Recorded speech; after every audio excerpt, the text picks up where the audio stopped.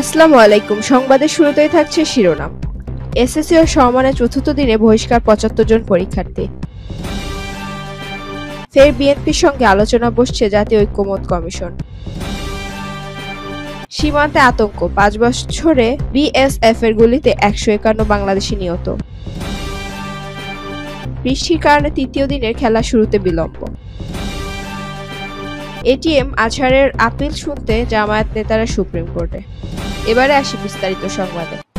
SSC ও সমমান পরীক্ষার চতুর্থ দিনে ৭৫ জন পরীক্ষার্থী এবং ৩ জন কক্ষ পরিদর্শক মোট ৭৮ জন বহিষ্কৃত হয়েছেন। অনুপস্থিত ছিলেন ২৮,১২০ জন পরীক্ষার্থী। এসএসসি ও সমমানের চতুর্থ দিনের পরীক্ষা শেষে সোমবার ২১শে এপ্রিল এ তথ্য জানিয়েছে আন্তঃশিক্ষা বোর্ড সমন্বয় কমিটি। এদিন এসএসসিতে গণিত ও দাখিল বাংলা দ্বিতীয় পত্র পরীক্ষা হয়। এসএসসি ও দাখিল ভোকেশনাল কোনো পরীক্ষা ছিল না। আন্তঃশিক্ষা বোর্ড সমন্বয় কমিটির সভাপতি এবং ঢাকা মাধ্যমিক ও উচ্চ মাধ্যমিক শিক্ষা বোর্ডের চেয়ারম্যান অধ্যাপক খন্দকার এহসানুল কবির স্বাক্ষরিত এই বিজ্ঞপ্তিতে চতুর্থ দিনে ২৮,১২০ জন পরীক্ষার্থী অনুপস্থিত এবং ৭৮ জন বহিষ্কৃত হওয়ার তথ্য জানানো হয়। ৫ কমিশনে দেওয়া সংস্কার প্রস্তাবের প্রথম মতামত নিতে বিএনপির সঙ্গে দ্বিতীয় দিনের মতো আলোচনায় বসবে জাতীয় ঐক্যমত্য কমিশন। মঙ্গলবার ২২শে এপ্রিল বেলা ১১টায় সংসদ ভবনের এলডি হলে আলোচনায় যোগ দেবেন বিএনপির প্রতিনিধি দল।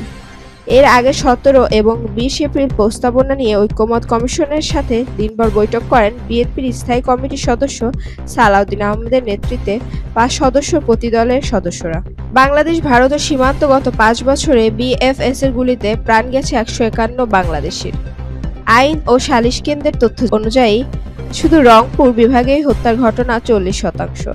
সীমান্ত হত্যা শূন্যে নামিয়ে আনতে নানা সময় ভারত প্রতিশ্রুতি দিলেও দৃশ্যত তা পরিকল্পিত হয়নি। বিশ্লেষকদের মতে সীমান্ত হত্যা কমাতে দুই দেশকে কোঅর্ডিনেটেড বর্ডার ম্যানেজমেন্ট গুরুত্ব দিতে হবে।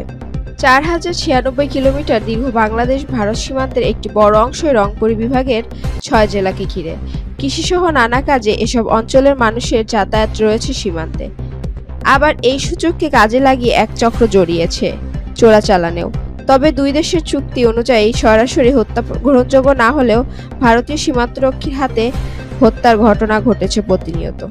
সিলেটে চলছে বাংলাদেশ ও জিম্বাবুয়ের মধ্যকার সিরিজের প্রথম টেস্ট।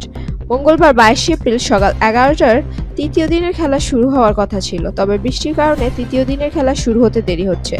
সিলেট টেস্টের প্রথম দিকে এক আধিপত্য ছিল জিম্বাবুয়ের। বাংলাদেশকে মাত্র ১৯১ রানে গুটিয়ে দিয়ে ব্যাট হাতেও ভালো খেলছে তারা। তবে দ্বিতীয় দিনে ঘুরে দাঁড়ায় টাইগাররা। মেহেদী মিরাজ ও নাহিদ রানার বোলিং তোপে বড় লিড নিতে পারেনি সফরকারীরা। ২৭৩ রানে শেষ হয় জিম্বাবুয়ের প্রথম ইনিংস। তাতে ৮২ রানের লিড পায় জিম্বাবুয়ে। মানবতাবিরোধী অপরাধের মামলায় জামায়াত নেতা এটিএম আজহারুল ইসলামের মৃত্যুদণ্ডের রায়ের বিরুদ্ধে আপিল শুনানি হওয়ার কথা হয়েছে মঙ্গলবার ২২শে এপ্রিল।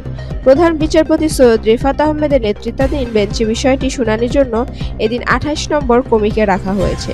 এদিকে জামায়াত নেতা আজহারের আপিল শুনানিতে দলটির সেক্রেটারি জেনারেল মিয়া গোলাম পরোয়ার, সহকারী secretary general advocate Ehsanul Mahmud Zubair, advocate Moazzem Hossain Helal appeal বিভাগে এসেছেন।